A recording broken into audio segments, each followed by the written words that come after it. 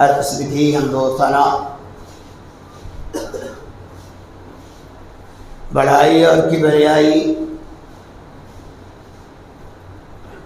ثنا اور خوبی،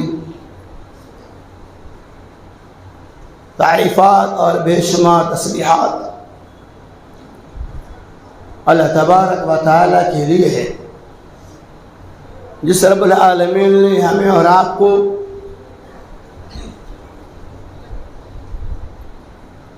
بے شمار بے انتہا نعمتوں سے مالا مال کیا۔ میرے دوستوں، بزرگوں اور ساتھیوں، جہاں اللہ کی ہمارے ساتھ بے شمار نعمتیں ہیں، انہیں نعمتوں میں سے ایک بہت بڑی نعمت یوم آزادی اور یوم جمہوریہ ہے۔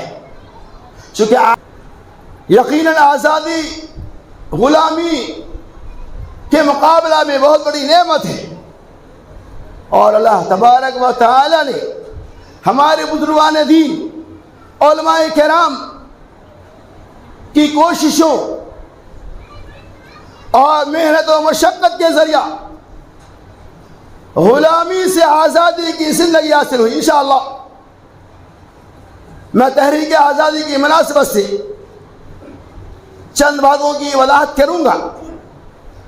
اس ملک کی آزادی میں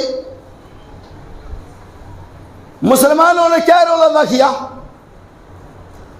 اور آج کی حکومت مسلمانوں کی کوششوں کو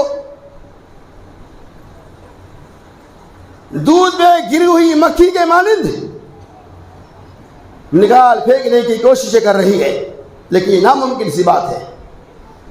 میرے دوستوں، بزرگوں اور ساتھیوں، جیسا کہ آپ اس بات کو اچھی طرح جانتے ہیں کہ اس ملک کے اوپر مسلمانوں نے تقریباً انگریزوں سے پہلے 800 سال تک حکومت کی۔ اس کے بعد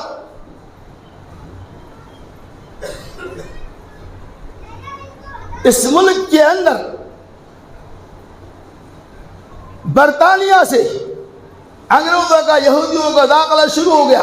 یعنی کس طرح سے اس ملک کو انہوں نے قبضہ میں لیا، میں بالاختصار بتا رہا ہوں تاکہ ہمارے نوجوانوں کو، نئی نسل کو اس بات کا اندازہ مل جائے کہ اس ملک کی آزادی کس کی وجہ سے ہوئی۔ سن 1664 عیسوی کے اندر برطانیہ سے ایک قافلہ ملک ہندوستان میں آیا، اور یہاں وہ تجارت کی غرض سے آیا تھا، اور آپ نے سنا انڈیا کی سے پہلی کمپنی کا نام ہے ایسٹ انڈیا۔ اس انڈیا کمپنی کے نام سے انہوں نے ایک کمپنی ڈالی، اور مغلیہ کا زمانہ چل رہا تھا، اورنگزیب وغیرہ کا زمانہ تھا، راجہ مہاراجہ کا زمانہ تھا۔ اسی اثنا میں جب وہ یہاں انٹری لے لیے، ان کی سازشیں بہت ہی بھیانک ہوتی ہے۔ تو راجہ مہاراجہ کی بیوی رانی کی اتفاق سے طبیعت خراب ہو گئی، خوب علاج معالجہ کیا گیا، بالاختصار یہ کہ طبیعت ٹھیک نہیں ہوئی۔ پتہ یہ چلا کہ برطانیہ سے آئی ہوئی جو ٹیم ہے، انگریزوں کی جو ٹیم ہے، ان کے بعد بڑے بڑے ڈاکٹر بھی اور تھے بھی تھے۔ خبریں ملی، ڈاکٹر نے اس کا علاج شروع کیا، اور مہارانے کی طبیعت ٹھیک ہو گئی، اور راجہ مہاراجہ کا شاہی زمانہ تھا۔ بولا اب آپ کو کیا چاہیے؟ یعنی پہلے کیا تھا، بس کسی بادشاہ کی آپ نے تعریف بیان کر دی، جو لینا لے لو، علاج کر دیا گا، کیا چاہیے؟ اور شاطر لوگ ہوتے یہ کہا مجھے کچھ نہیں چاہیے، ساحلی علاقے پہ مجھے عمارتیں بنانے کی اجازت دی جائے تاکہ میں وہاں کاروبار شروع کروں۔ رائٹنگ میں لکھ کے دے دیا گیا، ساحلی علاقہ جو ہے وہ آپ کے حصے میں ہے، آواز جو چاہے کریں۔ اس طرح سے انٹری ہوئی، اور اس انگریز نے تجارت کے نام پہ، اس انڈیا کمپنی کے نام پہ برطانیہ سے انگریزوں کو بلانا، انگریزی اصل میں وہ فوج تھی، وہ مزدور کے نام پہ بلا کر اپنی طاقت کو مضبوط کیا، اور نتیجہ یہاں تک پہنچا کہ دھیرے دھیرے دھیرے دھیرے جو مسلم حکمراں تھے، دور تھا ان کے اوپر سوال آنے لگا. دھیرے دھیرے ایسا ہوا کہ انگریزوں نے پورے ملک پر قبضہ کر لیا, قابض ہو گئے, اپنے فوج کو بھر دیا. اور جب بادشاہ کا زمانہ تھا بس ان کی حکومتیں ختم ہو گئی. اب جب مسلمانوں نے دیکھا, چونکہ مسلمانوں کا جنگ آزادی سے درد اس لیے ہے کہ اس ملک کو انگریزوں نے مسلمانوں سے چھینا تھا. اس ملک کو انگریزوں نے کافروں سے, ہندوؤں سے نہیں چھینا تھا, مسلمانوں سے چھینا تھا. تب اس لیے مسلمانوں کا درد دلوں میں کے اندر بہت زیادہ درد تھا. اسی لیے 1757 عیسوی کے اندر اللہ کریم شاہ ولی اللہ محدث دہلوی رحمۃ اللہ علیہ, ہندوستان کے بڑے بڑے دانشوروں نے دیکھا کہ ملک تو ہمارا ہے, انگریزوں کی حکومت ہو رہی ہے, انگریزوں کے خلاف تحریکیں چلائی. اور الحمدللہ شاہ ولی اللہ محدث دہلوی رحمۃ اللہ کون تھے؟ مسلمان تھے. انہوں نے تحریک شروع کی, انگریزوں کے خلاف آزادیاں کی. اور آپ کے قریب قریب آپ نے سنا گا ٹیپو سلطان, سراج الدولہ, امیر صادق, جعفر علی وغیرہ کا یہ دور تھا. بھائی انہوں نے پوری کوششیں کی لیکن ان کے خلاف انگریزوں نے سخت سے سخت قانون بنا دیا. سب سے پہلے تحریک سے چلایا 1757 عیسوی کے اندر شاہ ولی اللہ محدث دہلوی رحمۃ اللہ علیہ نے کہا یہ دیش تو ہمارا ہے. اس کے باوجود کا قبضہ تحریک چلائی اور اس سے مل کر ٹیپو سلطان وغیرہ جو سراج الدولہ تاریخ ہے, اشرف اللہ خان وغیرہ بعد میں آئے, تحریکیں شروع ہو گئی. اور اسی بیچ ان کے فرزند انجمن شاہ ولی اللہ محدث دہلوی رحمۃ اللہ علیہ کے خانزادہ شاہ اسماعیل شہید دہلوی رحمۃ اللہ علیہ, ان کے بعد, ان کی شہادت کے بعد انہوں نے اس تحریک کو چلایا اور اس کے بعد ڈور کو سنبھالا. سارے لوگ مل کر, ہندوستانی سب مل کر انگریزوں کے خلاف آوازیں کسی. اسی بیچ میں ٹیپو سلطان جیسے مجاہدین اسلام بھی موجود تھے, انہوں نے بھی ان کے خلاف تحریکیں چلائی. انگریزوں کی حکومتیں تھی. شاہ ولی اللہ محدث دہلوی, شاہ اسماعیل شہید رحمۃ اللہ علیہ کو بھی شہید کر دیا گیا. ٹیپو سلطان کا اثر و رسوخ تھا. بنگال کی طرف آپ دیکھیں گے تو سراج الدولہ کا تو روب دبدبہ تھا, ادھر ایسٹ کی طرف دیکھیں گے, بنگلور کی طرف, جنوب کی طرف دیکھیں گے, ادھر ٹیپو سلطان کا روب دبدبہ تھا. اور انگریز اپنا شکنجہ تو پھیلا چکا تھا. ٹیپو سلطان سے انگریزوں نے کیا کہا تھا معلوم ہے آپ کو؟ سنو, 18ویں صدی کی بات ہے. کہا ٹیپو سلطان میں تم کو کہیں ریاستوں کا مالک بنا دوں گا تو ہماری بات کو تسلیم کرو. کہا یہ نہیں ہو سکتا ہے. ٹیپو سلطان نے اس وقت ایک محاورہ پیش کیا تھا, گیدڑ کی 100 سالہ زندگی سے شیر کی ایک دن کی زندگی بہتر ہے. لہذا میں گیدڑ کی موت مرنا نہیں چاہتا. ہندوستان ہمارا ہے, ہم اس کے خلاف تحریکیں چلائیں گے. آخرکار کیا ہوا, آپس میں کچھ انبن ہوا اور ٹیپو سلطان وہ بھی شہید کر رہے ہیں. ادھر سراج الدولہ کو بھی شہید کر دیا گیا. بڑے بڑے جو تھے دانشوران ان کو چن چن کر گولیاں مار دی گئی تاکہ آسانی سے ہماری حکومت چلے. لیکن الحمدللہ بہت بڑا اللہ تبارک و تعالیٰ ایک سے بڑھ کر ایک مجاہد اسلام کو پیدا کرتے گئے. آپ تاریخ گواہ ہے, کہیں بھی ان لوگوں کا نام پہلے کی تاریخیں میں نہیں آتا ہے, بعد میں آتا ہے. گاندھی جی, جواہر لال نہرو, سبھاش چندر بوس وغیرہ وغیرہ کا نام بعد میں, نانا پٹیل وغیرہ. شروع میں کون تھا؟ مسلمانوں نے تحریکیں چلائی. اور کیوں چلائی؟ کیونکہ مسلمانوں کا تھا. اس کے بعد ایک لمبی تاریخ ہے, ایک لمبی فہرست ہے. شاہ عبد العزیز رحمۃ اللہ علیہ جو انہی کے خاندان سے نسبت رکھتے تھے, شاہ عبد العزیز رحمۃ اللہ علیہ نے جب دیکھا کہ ملک کے اندر ظلم و بربریت کا بازار گرم کیا جا رہا ہے, یہ ملک ہمارا ہے, ہم سے انگریزوں نے چھینا ہے اور ہمارے خلاف ہی ساری کارروائی ہو رہی ہے, لہذا اسی موقع سے شاہ ولی اللہ شاہ عبد العزیز رحمہ اللہ نے فتویٰ جاری کیا کہ ہندوستان دار الحرب ہے. کیا ہے دار الحرب؟ مطلب یہ ہے کہ یہاں اب جنگ کرنا ہمارے لیے ضروری ہے. ہندوستان کے اندر امن و امان کو قائم کرنا نہایت ضروری ہے. شاہ عبد العزیز رحمۃ اللہ علیہ نے اعلان کر دیا جہاد کا، اور ایک تنظیم بنائی تھی تحریک مجاہدین کے نام سے۔ اس تحریک کے ذریعے پورے ہندوستان کے گوشے گوشے میں تحریک آزادی کی ہوا چلا دی، اور کہ یہ ملک ہمارا ہے، ہم اس کو آزاد کریں گے۔ بے شمار علماء کرام کو قتل بھی کیا گیا، مسلمانوں کو شہید بھی کیا گیا۔ شاہ عبد العزیز رحمۃ اللہ علیہ کے بعد اور مزید اللہ تبارک و تعالیٰ نے مجاہدین اسلام کو پیدا کرتے رہے۔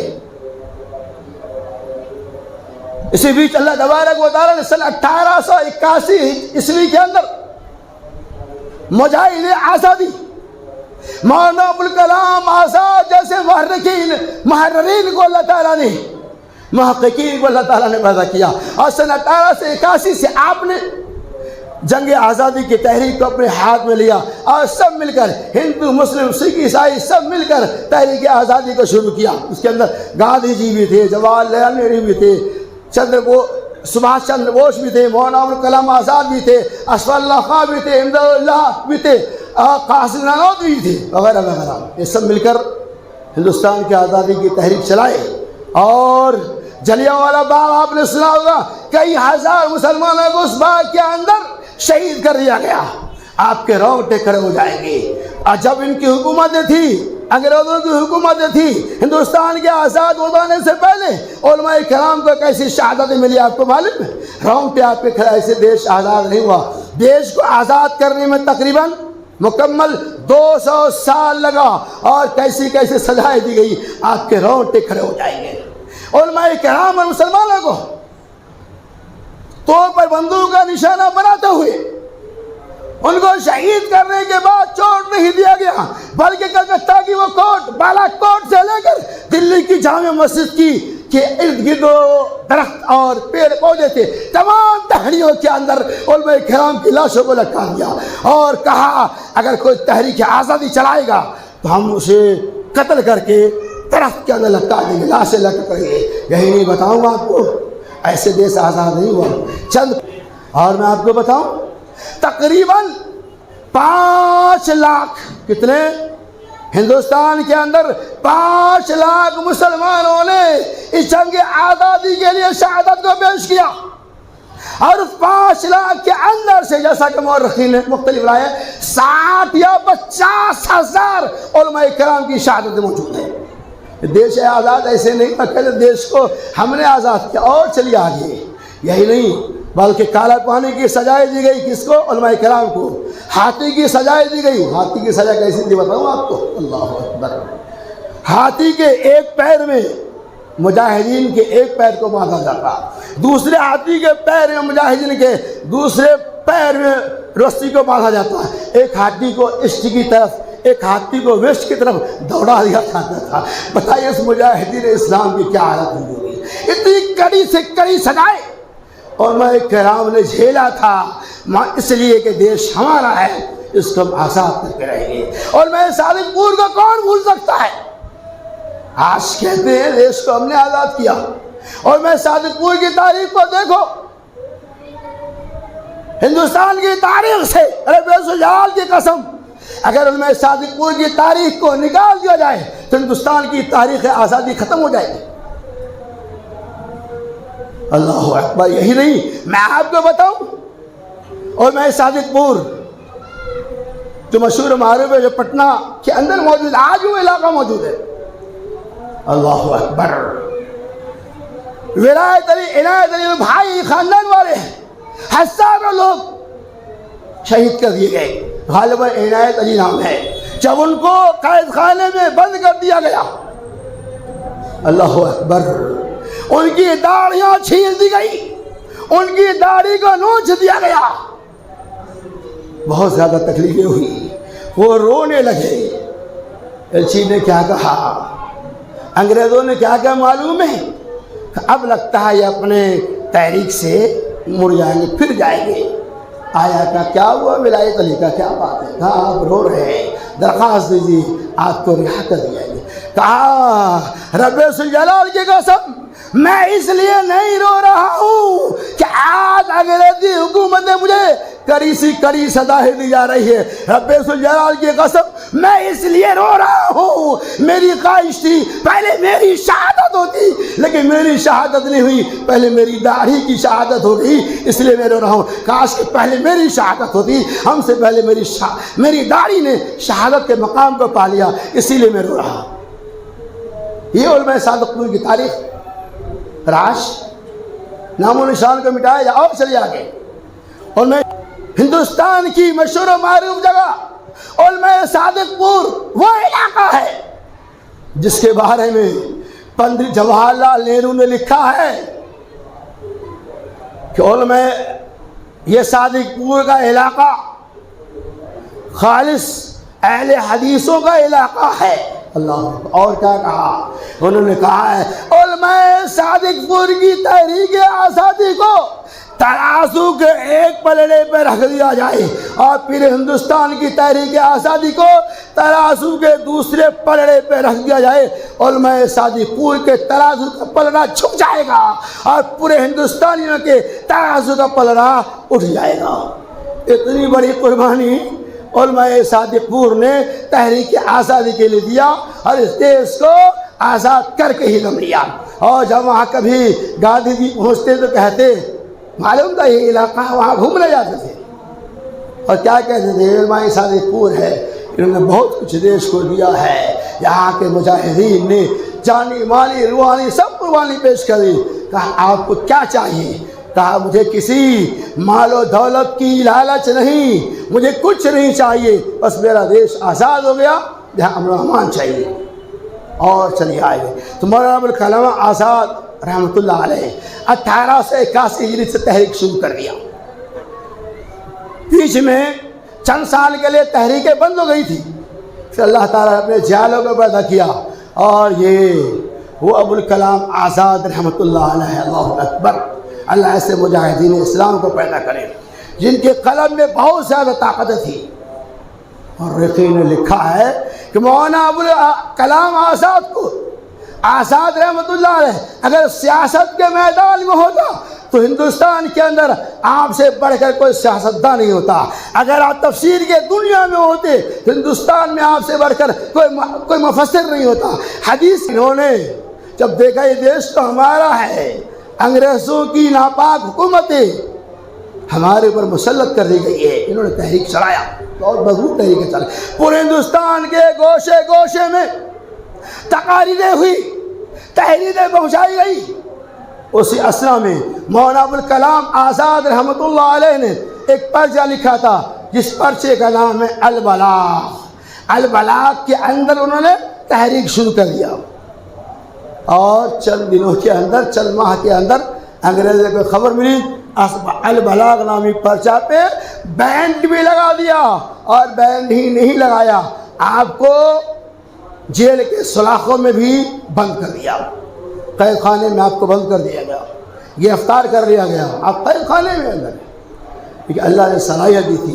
اس قید خانے کے اندر سے بھی آپ جیل کے اندر ہیں، لیکن تحریکی آزادی سے آپ پیچھے نہیں رہے، اس قید خانے کے اندر سے بھی آپ نے الہلال نام ایک پرچہ جاری کیا، اور اس پرچے کے اندر تحریک آزادی کو چلایا۔ اسی اسنا میں تو طول واقعہ اختصار میں کر رہا ہوں کہ ابوالکلام آزاد رحمۃ اللہ علیہ نے کہا تھا، کسی موقع سے جیلروں نے کہا کہ آپ درخواست دیجئے حکومت کے سامنے، میں اپنا گھٹنا نہیں دیکھوں گا، جس دیش کی آزادی کے خاطر قید و بند کی بیڑیاں پہنا ہوں، اسی دیش کی آزادی کی خاطر یہ قید و بند کی بیڑیاں میرے پیر سے نکلے گا۔ قید خانے کے اندر ہے، امی بھی انتقال کر گئی، جنازے میں شریک نہیں ہوا۔ تو اس طرح سے دیش کی آزادی کی کہانی بالاختصار ہے کہ لوگ آج کہتے ہیں ہم نے سب کچھ کیا، اور ان کا نام دور دراز تک نہیں ہے، بس 47 سے پہلے کچھ نام آتا ہے جو میں نے اشارہ کیا، اصل قربانی مسلمانوں کی ہے۔ اور یہ کہا جائے کہ اگر ہندوستان کی آزادی کی تحریک میں مسلمانوں کا رول نہیں ہوتا کہ ہندوستان آزاد نہیں ہوتا۔ اور کہتے ہیں ہندوستان غدار وطن ہے، نہیں، تاریخ آپ پلٹ کے دیکھو، یہ اور بات ہے، ہندوستان کی تاریخ کے آزادی کو مسمار کیا جا رہا ہے، مٹایا جا رہا ہے، لیکن آپ مسلمانوں کے دلوں سے اس کی تحریک کو نہیں نکال سکتے. اس لیے میں نے یہ خاکہ پیش کیا تاکہ ہمارے نئی نوجوان نئی نسل کو اس بات کا علم ہو جائے. اور کہتے ہیں مسلمان غدار تو سنو میں دلیل دے رہا ہوں آپ کو. گاندھی جی انگریزی حکومت قائم ہے. موتیہاری ضلع جو سینٹرل ضلع، موتیہاری کے اندر ایک جیل تھا جو سینٹرل جیل تھا، اور بڑے بڑے قیدیوں کو وہاں قید کیا جاتا تھا. گاندھی جی کو انگریزوں نے موتیہاری ضلع کے جو ضلع میں جو جیل خانہ تھا وہاں بند کر دیا گیا. گاندھی جی بھی جیل میں بند ہے. انگریزوں نے کیا کہا معلوم ہے آپ کو؟ پوری انگریزی حکومت تھی. ہر محکمہ میں انگریزوں نے اپنا جانشین بیٹھا دیا، اپنے لوگوں کا انتخاب کیا. جیسا آج آپ دیکھ رہے ہیں مل نور وہی کہانی ہے. آج بھی دیکھو ہر سطح پہ ہر حکومت کے باغ ڈور کی جو چابیاں ہیں وہاں آج بھی حکومت نے اپنے لوگوں کو بیٹھایا ہے. انگریز بھی یہی کیا تھا. اور ایک رول تھا انگریز کا، ڈیوائڈ اینڈ رول، یعنی لڑائی کراؤ، تقسیم کراؤ اور حکومت کرو. انہوں نے یہ قانون بنایا تھا، ڈیوائڈ اینڈ رول. گاندھی جی قید خانے میں جیلر نے ایک مسلم جو باورچی تھا جو کھانا بنا رہا تھا، ان کا نام، جیلر نے کیا کہا کان میں کہا، کیا کہا، ادھر آپ آئیے، آدیش آیا ہے کہ آپ گاندھی جی کے کھانے میں زہر، کھانا ملتا تھا جو بھی ملے، آپ گاندھی جی کے کھانے میں زہر ملا لیں. اللہ اکبر. اس مسلمان نے کیا جواب دیا؟ کہتے ہم غدار وطن. اس مسلمان نے کیا جواب دیا؟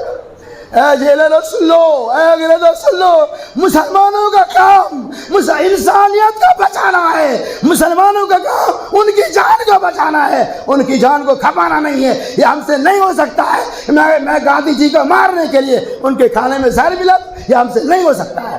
تو مسلمان جان کو بچاتا ہے، جان کو مارتا نہیں ہے. اور آج کہتے ہیں یہ دیش ہمارا ہے. پہلے میں بتا رہا تھا ہمارے بزرگان دین نے، علماء کرام نے دل کی بابیاں اس لیے لگا دی تاکہ آنے والی نسلیں ملک ہندوستان کے اندر آزادانہ زندگی گزارے.